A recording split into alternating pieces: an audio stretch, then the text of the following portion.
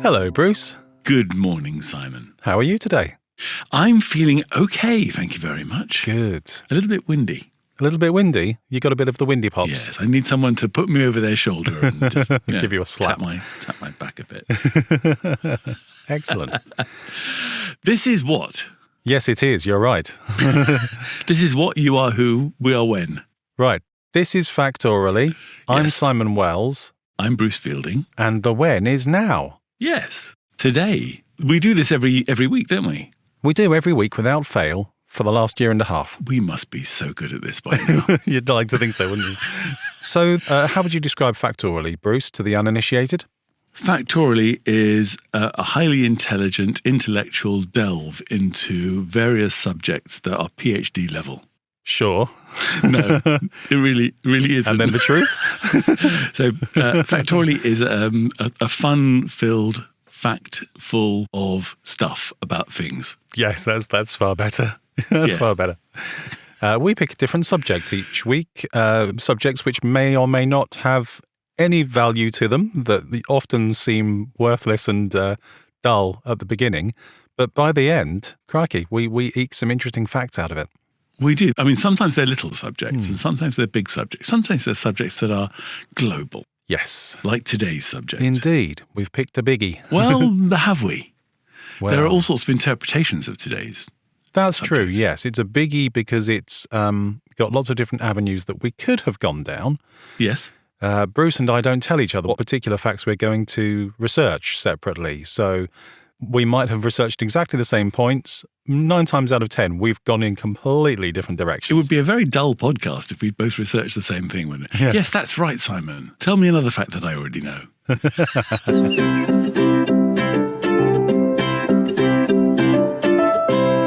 So today we are talking about wind. Wind. Where does the word wind come from? Right, so the word wind is quite an interesting one. It's got quite a few different relatives to it, but it's originally an Old English word which comes from the Germanic wind, quite uninventive, it hasn't changed much. That in turn from the Norse vinder, from Proto-Germanic vindas, from Proto-Indo-European, I can't pronounce that word. It's got a lot of phlegm involved. Possibly chventos, Okay. or something like that. Sounds like wind. But chventos was also the source of the Latin word ventus, which is the Latin Yes. word for wind, which gives us vent and ventilation, ventilation. and Yes. air vents and things like that. So they're all connected. Clever stuff. What is wind? Wind has one of the most basic definitions of a really big scientific thing that I've ever heard. In essence, wind is the movement of air across the surface of the planet. Okay, That's it. that's it. And how do you make wind? No, we'll get onto that later. So how does the planet make wind? How is wind made? Right. Yes. It's all to do with the sun. So Okay. the sun is hot, obviously. Yes. It heats up the air that's Yep. on the earth. The hot air rises, leaving a sort of not quite a vacuum, but an area of low pressure underneath it, into which cooler air gets sucked. And that cooler air that moves into that space is felt by us or by objects or by whatever, and that is what we call wind.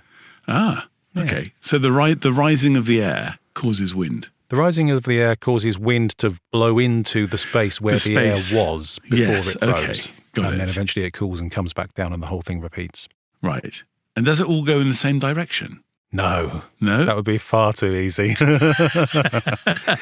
Goes all over the place.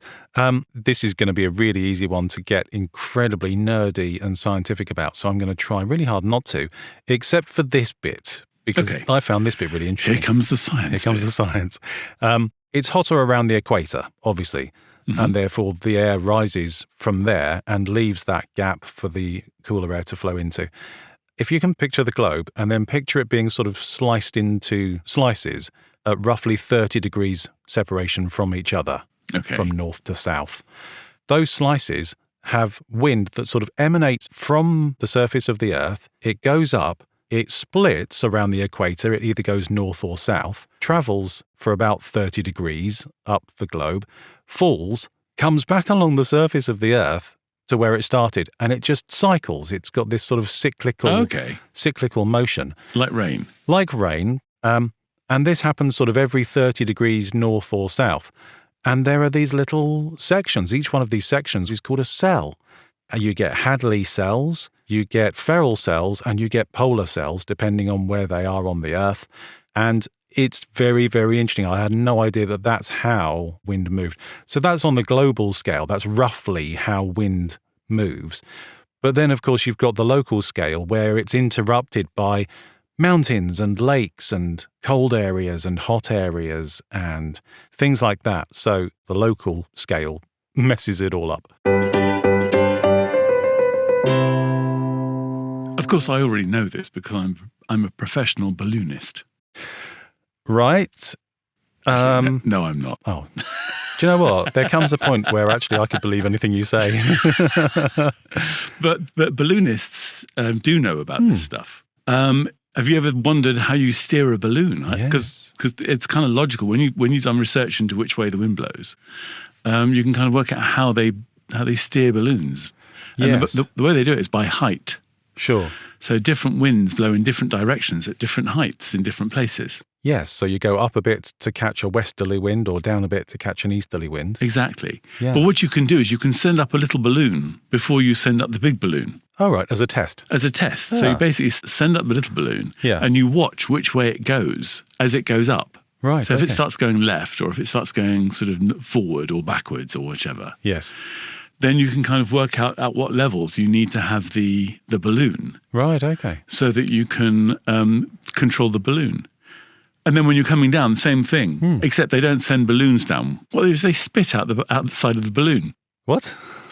So if you spit out of the side of a balloon, you watch the spit go down, you can see it going left and right or forward and backwards. Oh, that's brilliant. Wow. I wonder if this is what Queen were doing when they were writing Bohemian Rhapsody. Any way the wind blows.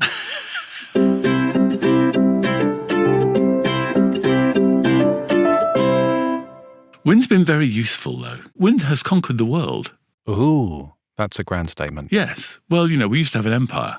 Oh, yeah, back in the day. Back in the day when we had the biggest fleet in the world. Yes, And the biggest fleet in the world was powered by the wind. by the wind, yeah. So all those sailing ships that we had enabled Britain to grow an enormous empire. Yeah, yeah. Whether it was sort of like just sailing up to somewhere and go, "Hi, we own this now. Sorry about you guys." Yes. Or whether it was like fighting other people off with cannons and things. Yeah. I've often wondered about the practicality of sort of steering such huge ships. I mean, I know you've got rudders and things that enable you to turn in the water, but, if you suddenly hit a particularly dead area of the sea where the wind isn't blowing, Becalmed. you're just going to be sitting there Yeah. several hundred yards away from the other ship that's trying to either escape you or catch you. Yes. Well, except the other ship's also working on wind as well, so they're not going to catch it. Well, yes, they're in the, to coin a phrase, they're in the same boat.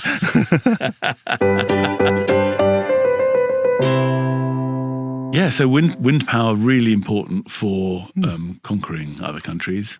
Yep. And also these days for energy. Yes, of course. Did you do much research into windmills? I did actually, yeah. So I love a windmill. Do you? I think like an old school Dutch an one, old-fashioned- or a big, huge, great. Well, I quite like the modern wind turbines as well, actually. I know Okay. that a lot of people hate them, but Yeah. I think they're quite interesting things. But I love the picture of an old windmill, sort of a stone tower or a wooden tower with those beautiful sails blowing around in the wind in a sort of, we mentioned him the other week, didn't we? Don Quixote Yes. fighting the windmills in his mind. I just think they're beautiful, graceful things. I grew up in southwest London, quite near Wimbledon Common, and there's a windmill on Wimbledon Common, There is, you're right. which has a nice cafe in front of it. And I just think they're beautiful things. And so I had a quick look into those. And wind power in that sense has actually been around for a really long time.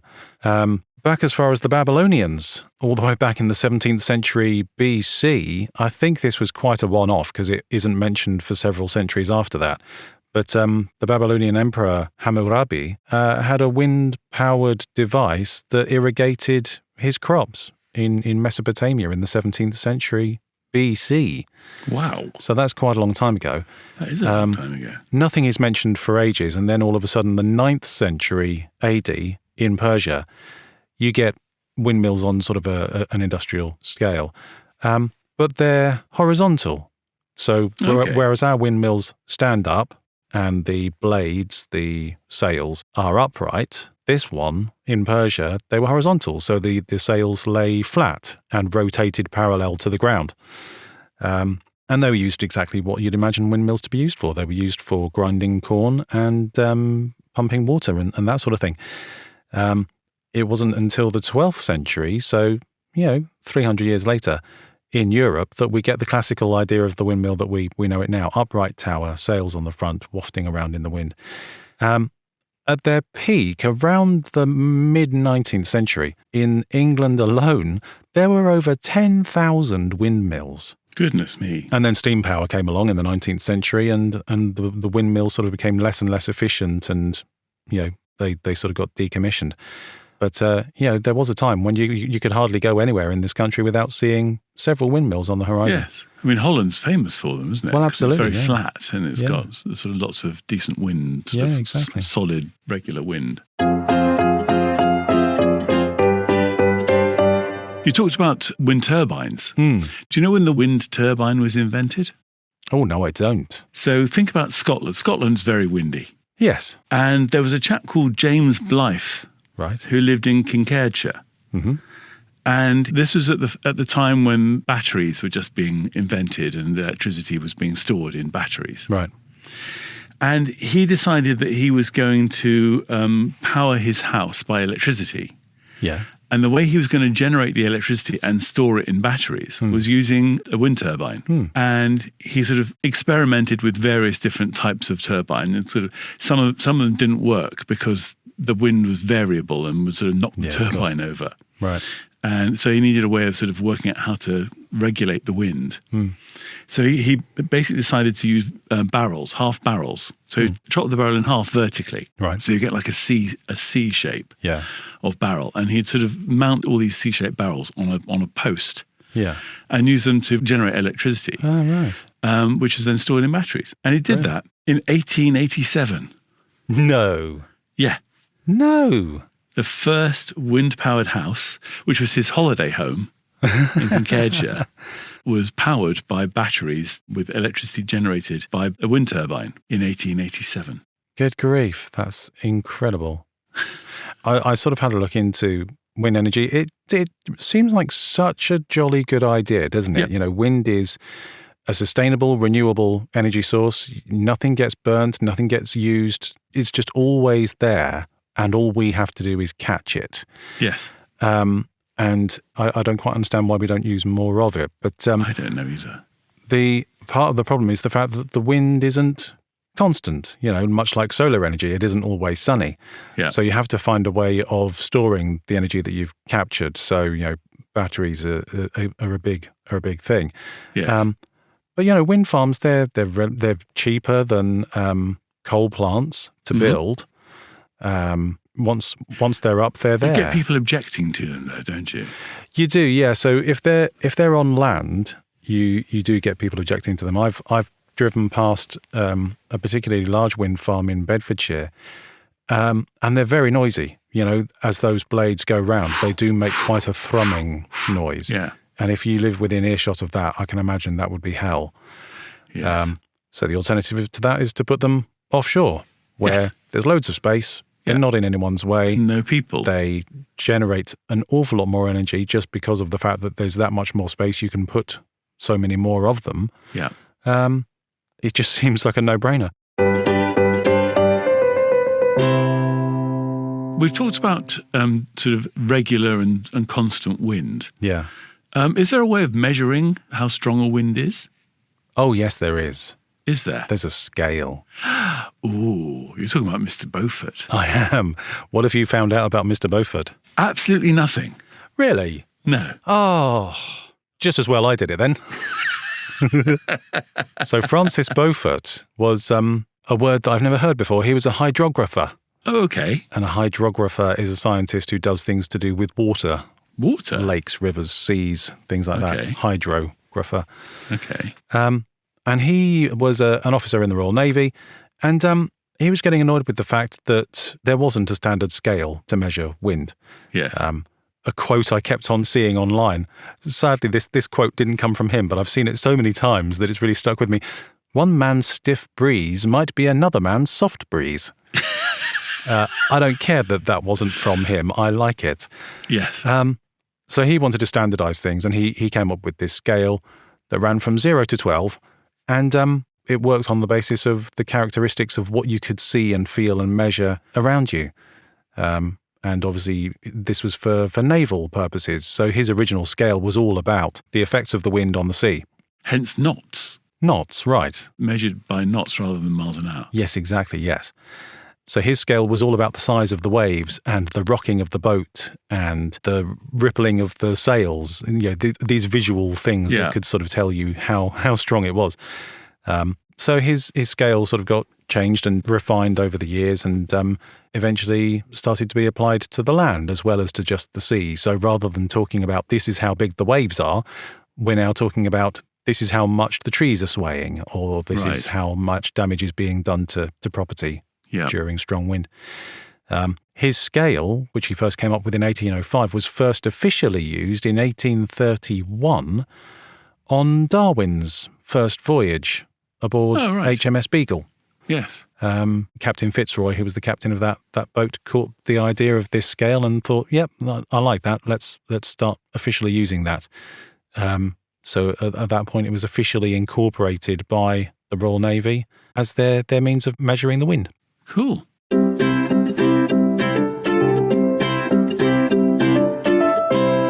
So at the beginning, I mentioned that I was a professional balloonist. I'm not. Oh, shame. But what I am a professional at, or semi-professional, is kite flying. Oh, are you? Yeah. Right. I'm an ambassador for a British kite company. Ah, I know you like kite flying. I didn't realise that though. I have a large collection of kites. You do? And the British company I'm an ambassador for is called Flexifoil. Right. And they make these ones that look like huge, great lilos. Mm. And two of those together can actually pull me at my weight off the ground. Crikey. They're huge. But flying kites is a very old thing that the Chinese invented, basically. Yes. And they use aerodynamics and the force of wind to raise something above the ground. So you need to have a nice steady wind, and you need to know how fast the wind's going to decide on which kite you're going to fly. So I've got a selection of kites, some of which work very well in a light breeze, some of which need a stronger breeze to fly. Right. And you determine that by looking at trees. So if where you're flying, hopefully it's not too near the trees, obviously, because you don't want to have a kite-eating tree, as in peanuts. If the leaves are kind of fluttering, that's not enough wind for a decent kite. Yeah. But you can put up a nice light kite in that. But if the branches are actually moving, which is what Beaufort used to measure his scale, then you kind of go, okay, well that's probably about a 7 to 10 knot wind. Sure. Which I can and then I can choose which kite I put up in that wind. That's brilliant. I've just taken a look at the scale, and it seems to me that you're describing somewhere between a Beaufort 4 and 5. Thank you very much. Number 4, wind moves small branches. Number 5, wind moves large branches. Yes. So that's how I tell which kite I can choose to fly that day. That's great. Well, who'd have thought? That's a far cry from the family of Mary Poppins just making this thing out of paper and string and chucking it in the air willy-nilly. I can make a kite out of paper and wood and string. Right. I can even make a kite out of a black bin liner. Can you? Yes. It's called a Scots sled. Ah, very good. Yes, I've one of my jobs that I do for voiceover is reading scripts from China, teaching Chinese children English as a second language. And some of these scripts have talked extensively about the Chinese kites, being made of silk and bamboo and being incredibly ornate and different sizes, different colours. It's a real pastime. Can we do an episode on kites? I think we probably should, yeah. Yeah. Go on then. Yeah. All right, let's do We'll that. save that for later then. Right, so no more about kites. No more kites. Do you know what a divine wind is in Japanese, talking of the Far East? Nope. So the Japanese word for divine wind is kamikaze. Oh, really? Yes. Kamikaze. Yes. Interesting. So they were basically divine winds that would kind of go and destroy ships. And Wow. Gosh, didn't know that. There are solar winds as well, aren't there? It's not just on Earth. No, you're right, though. There are winds in space. Winds in space. But I don't know that much about solar winds. No, I didn't do that one. No, fair enough. Oh, good. In that case, we found something that our Factoralites, the people who listen to this, can tell us all about it. Ah, there we go. We have several areas where you can talk to us.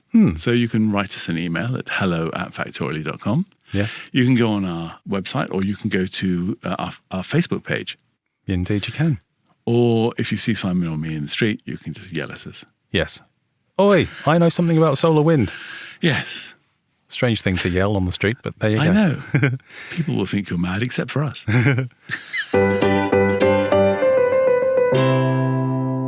You mentioned the divine wind there.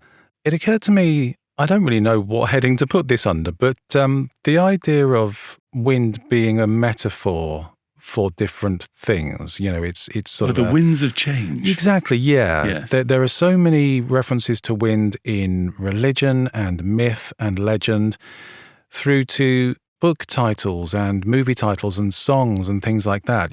Wind is this sort of mysterious, invisible, ethereal force that's been ascribed characteristics over the years. God's breath. Right. God breathing the wind of life into man. Yes. The winds of change, free as the wind, smelling trouble on the wind, or anything like that. It sort of has this slightly mythical power to it. You've mentioned before, when Cleopatra was about to invade, people could smell her perfume that she'd soaked her sails in on the wind. So this sort of foreboding sense of impending doom on the wind, Yes. And I had a quick sort of look around different mythologies and religious cultures and things around the world. And wind just pops up an awful lot. There are so many cultures that have either gods of wind or wind-like spirits that affect change in one way or another. Egypt had an awful lot of wind gods, sort of a different god for every variety of wind. In Greece, they had 4 particular wind gods called the Anemoi, and their names were Boreas, Notus, Eurus, and Zephyrus, which is where we get a zephyr. Yes. There's something called the Chinook winds in the Rocky Mountains, named after the Chinook tribe. This was sort of a really hot wind that came in very suddenly and melted snow rapidly. And it's sort of associated with a sense of revitalization and renewal and changing of the seasons and things like this. I remember in the movie The Holiday, Jack Black's character talks about the Santa Ana winds. Oh, yes. Which are a real thing. These sort of incredibly hot, very, very gusty winds that flow through California. Madness can happen. Yes, exactly. When the Santa Ana wind blows, anything can happen. We have those in Europe as well. Do we? We have the Fern. Oh, what's that? Which is a German wind that blows through Germany. Yeah. And we also have Scirocco's. Oh. In fact, lots of car names. Sorry, I have to get cars into it. Naturally.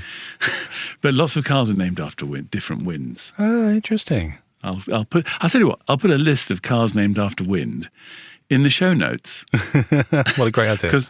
So we have a website called Factoraly.com. Factoraly.com? Yes. And in that place, we have a blog. And I put up various different bits of useless information which are linked to this episode. So if you want to sort of listen to this episode whilst going through the blog, yes, you'll find out more about what's going on, and you'll have to keep stopping the podcast and, there you go. and looking up stuff. If you've got an afternoon, well, who am I kidding? If you've got a day to spare, then yes, it's the perfect study companion. Yes.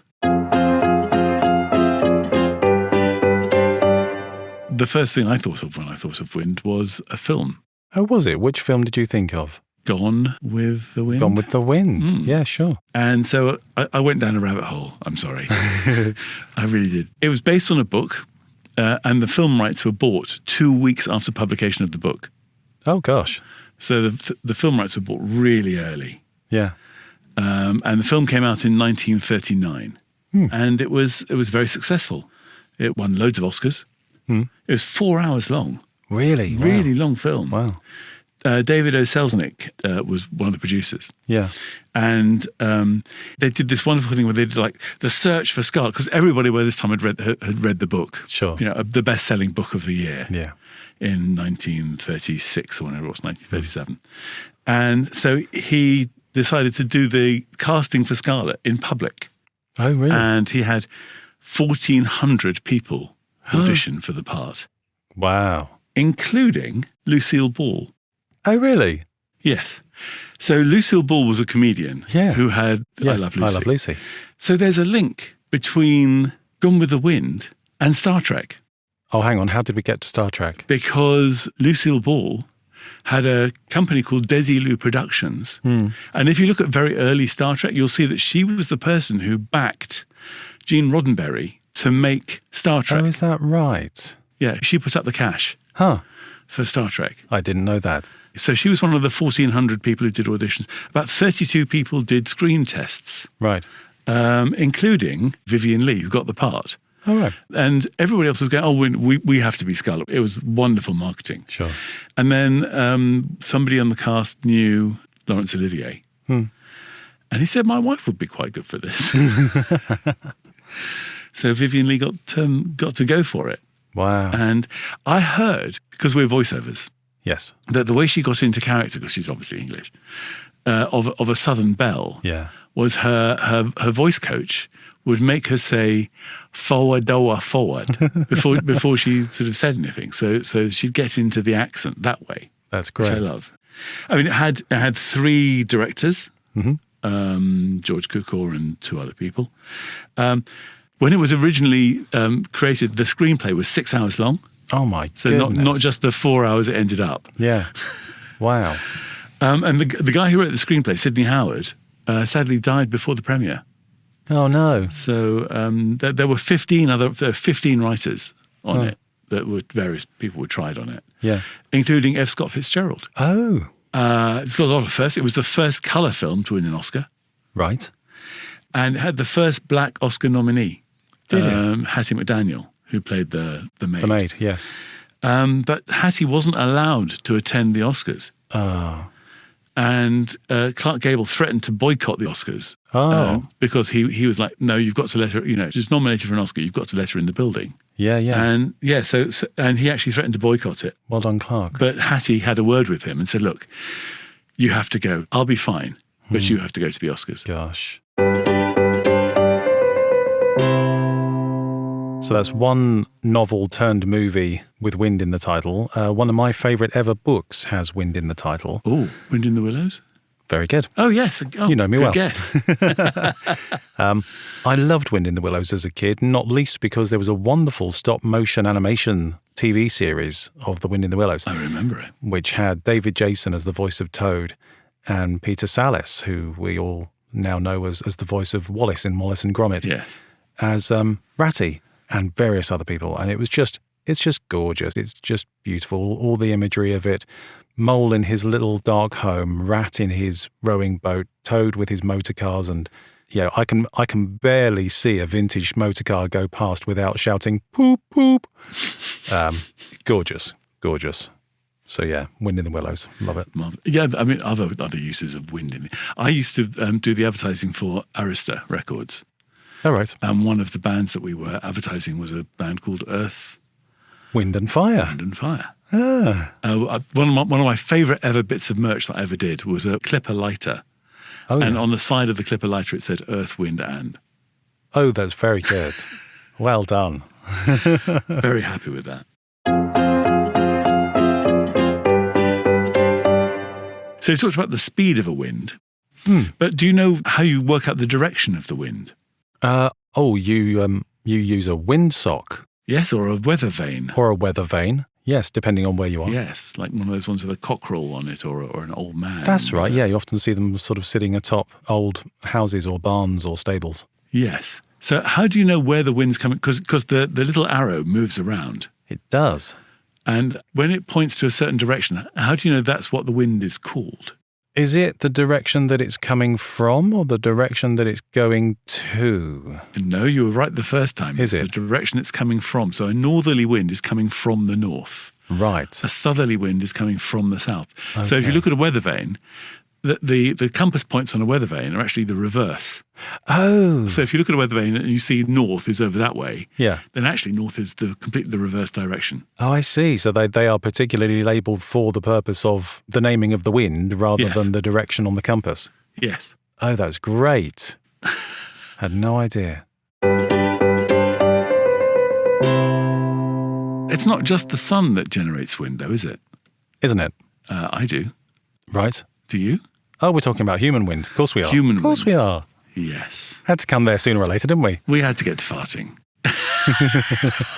Well, farting, you fart about sort of between 500 and 1,500 millilitres of wind every day. Everybody does. Really? It's about 10 to 20 farts. Most of them don't smell. So you Okay. don't even know you're doing it, hardly. Right, okay. And what farting means is that your intestines are healthy. Oh, that's good. So that's useful. You can, if you fly, the air pressure makes you fart. Oh, interesting. So people fart more in aeroplanes. Yeah. You can run cars on farts. Methane-powered cars, sure. And there is so much about farting that I'm Yes. not going to go into it too much. Maybe we need another episode. One of my favourite films is Blazing Saddles. Right.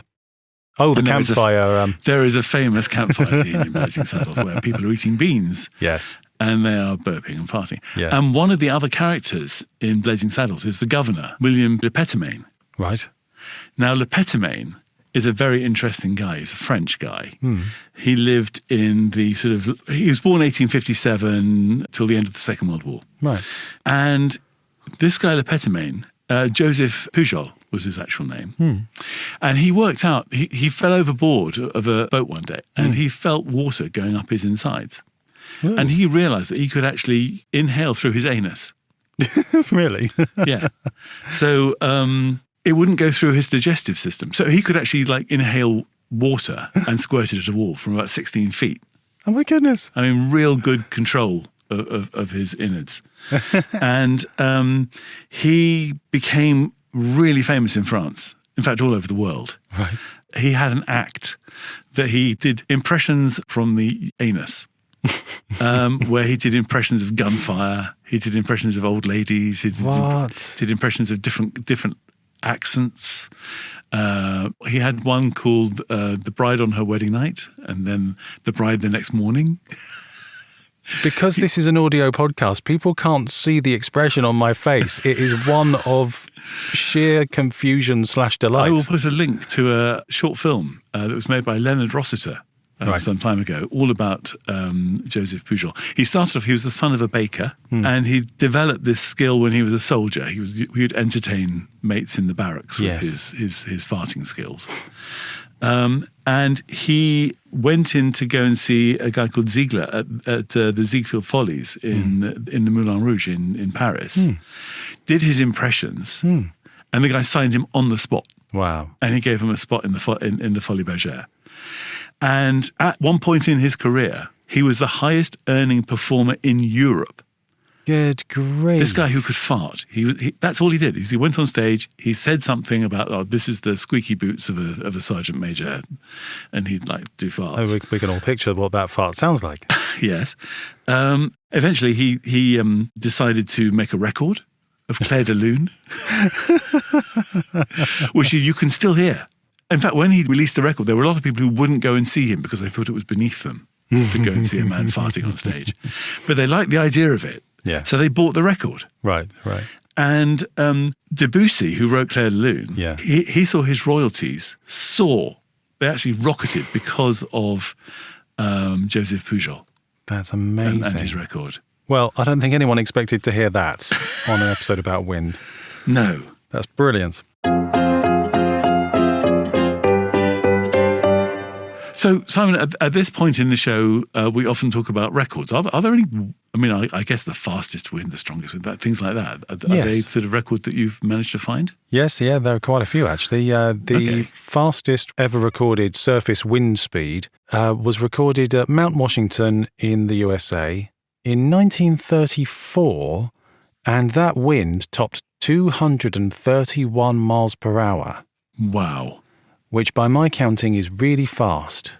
That is quite quick, isn't it? The largest offshore wind farm is called Hornsea 2, just off the coast of Yorkshire in the UK. It has a capacity of 1,320 gigawatts. And Hornsea 2 has 165 wind turbines sitting in the sea. Wow. The most windsocks flown simultaneously. What does a windsock do? So a windsock, as I understand it, you get them at airfields, and they're just a hollow fabric tube which the wind blows through, and it helps you to see which direction the wind is blowing from a distance. Okay. And I guess the power of it as well. Yes, exactly. Yeah. Is your sock limp or is it horizontal? Yes. The most number of those flown simultaneously was 7,494. That was achieved by a company called Junior Chamber International in Japan in 2014. Why? Don't know. There was no context. There was no explanation as to why they did that. They just did that. Wow. For funsies, maybe. Then we get on to your type of wind that you've been talking about. Okay, yes. I have a record for the world's loudest burp. Go on then. 112.4 decibels. Oh, you beat me. I had 109. Oh, shame. But that was British. That was a guy called Paul Hunn. Oh, was it? Okay, this Yes. fellow was from Australia. He was called Neville Sharp. This was set in 2021. And it said, Sharp's burp is louder than an average electric drill or a trombone. So that's a nice comparative. Goodness me. The world's longest recorded fart lasted for 2 minutes and 42 seconds. What? Well, that explains Lepetamine, doesn't it? Well, doesn't it just? Yeah. Yes. Wow. This record was set by Bernard Clemens of London in 2019. The Guinness Book of Records said, "We do not usually officially track bodily function records like this, but this particular feat was verified by 2 referees using stopwatches." So they obviously made an exception. Goodness me. Well, I have another one. Go on. Which is the longest burp, Oh, the longest burp. Go on. which was at 1 minute and 13 seconds. Good Of just grief. one burp. So that's it for me. I don't have any more wind-related facts or interesting things. What about you? No, all of my facts have wafted away on the breeze. What do we want people to do now that they've finished listening to this episode, Simon? Well, assuming that people have enjoyed listening to this episode, which naturally they have, we would like people very much to please go and give us a lovely, lovely, shiny 5-star rating on their podcast player of choice. Yes, please. Accompanied by some beautiful words and a little review. That would be splendid. Thank you very much. Yes, thank you. Actually, what you could do is listen back to some of our previous episodes. We've got some real bangers in there. We have, haven't we? Yeah. Almost 100 episodes of them. Almost 100 to listen to. If you're going on a long journey, this will bore you stiff for a good 50 hours. You'll be enlightened by the time you get there. I had somebody write to me saying, I spent the day cleaning my house and listening to Factoraly. I think my IQ has gone up by several points. Oh, fantastic. That's There you great. go. That's Yes. great. That's what we're here for. Yeah. To make housework less dull. And then please go and tell your nerdy friends all about this podcast so that they can listen in and enjoy the fun. Yes, please. Well, there we go then. Thank you ever so much for coming along to listen to us two windbags gassing on about wind. We hope you'll come again for another fun-filled, factual, flatulent episode of Factoraly. Fartoraly. I should have known. Bye for now. Cheerio. Sorry. Au revoir.